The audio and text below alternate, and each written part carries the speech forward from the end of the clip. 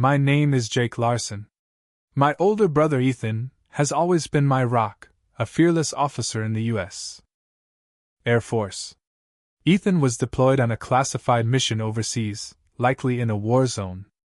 Before he left, he pressed his house keys into my hand and said, "Jake, guard my home like it's your own. You're the only one I trust." I nodded, vowing to keep his sanctuary safe. One quiet Saturday, I was sipping coffee and checking emails when my phone buzzed. The caller ID showed Sarah Miller, Ethan's neighbor. She rarely called, so my gut tightened. "Jake," Sarah's voice shook.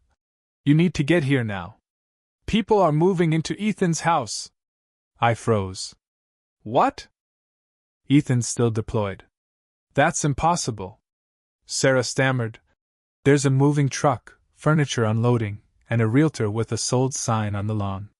They mentioned an HOA auction." My heart pounded. "An auction?" "Ethan's house wasn't for sale." "Stay there, Sarah.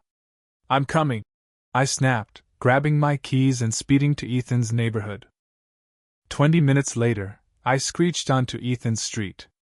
A moving truck loomed in the driveway, and strangers laughed on his porch. Rage surged as I parked and stormed toward them. A yuppie couple in their 30s, all smiles, chatted with a slick realtor. "Excuse me," I barked. "What the hell are you doing in my brother's house?" The couple blinked, confused. The man, smug in khakis, said, We just bought it." "Who are you?" I clenched my fists. "This is Ethan Larson's home. He's deployed with the Air Force."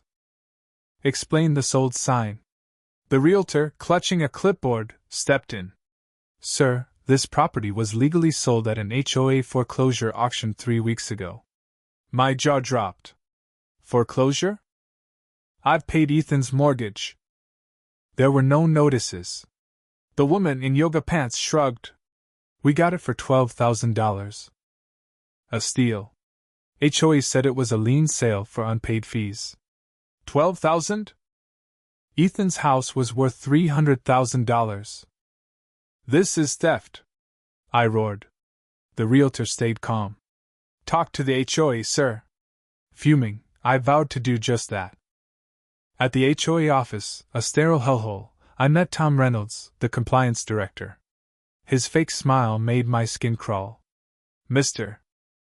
Larson, we send notices," he said, sliding over a file. "Unpaid dues, long grass, chipped mailbox, $700 total." I scanned the absurd fines, blood boiling.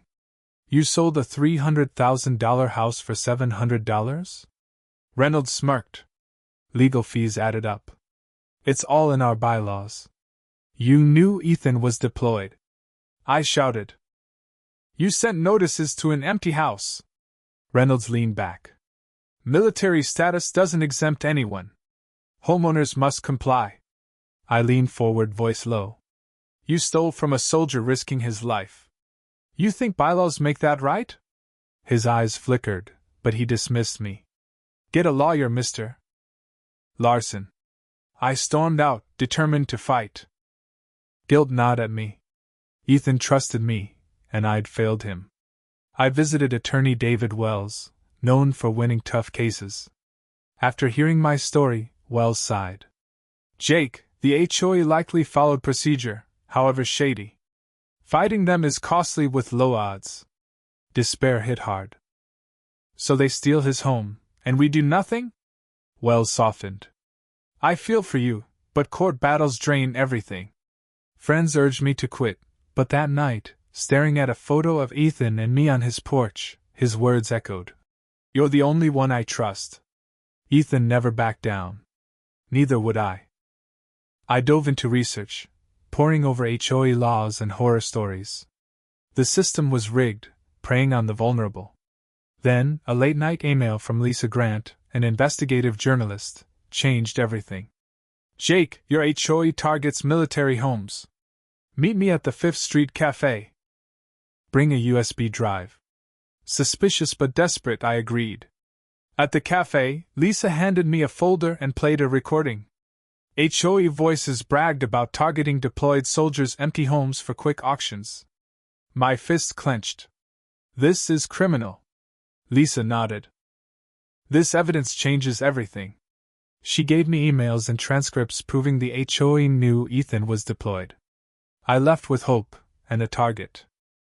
Threats began soon after. Silent calls at 2 a.m. escalated to whispers. Drop it, Jake. Then, one morning, I found my car's tires slashed, windshield cracked, and a note. Last warning?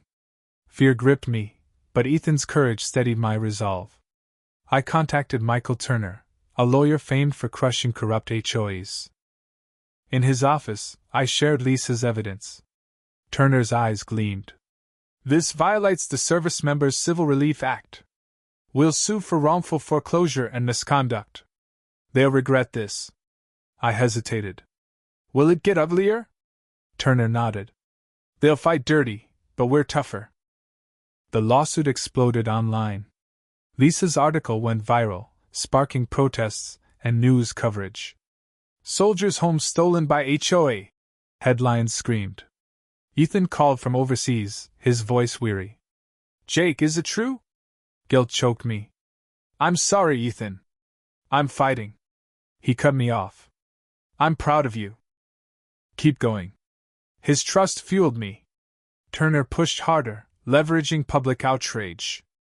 Protesters swarmed the HOA office, demanding justice. Reynolds, on TV, played the victim. We followed rules. I wanted to scream. In court, Turner was a lion. He presented Lisa's evidence and called HOA board member Paul Hayes. Hayes, nervous, admitted Reynolds targeted military homes, knowing they couldn't fight back. Gasps filled the room. Reynolds paled. The judge, stone-faced, ruled, the foreclosure is void. The property is restored to Ethan Larson. Cheers erupted. Turner grinned. Justice, Jake? I felt lighter, but this was bigger than us. Weeks later, Ethan came home. On his driveway, he touched the mailbox we'd painted years ago, eyes glistening. Jake, he said, voice thick, you fought when I couldn't. This house isn't my sanctuary, you are. We hugged, tears falling. Our fight wasn't over. With Turner and Lisa, we founded the Valor Guard Foundation to protect service members from housing scams. Ethan spoke at events, inspiring families. Know your rights, he urged. You're not alone. Our story spread, letters flooding in from soldiers facing similar battles. One evening, Ethan asked, Tired of telling it? I smiled. Never. It reminds people justice is worth fighting for. Another email arrived, a soldier facing eviction. We nodded. The fight continued. What do you think? Was Jake's relentless fight reckless or righteous? Share your thoughts in the comments and tell us, where's the line between loyalty and obsession in family battles? Hit that like button if this story fired you up, and subscribe for more real-life dramas that spark debate.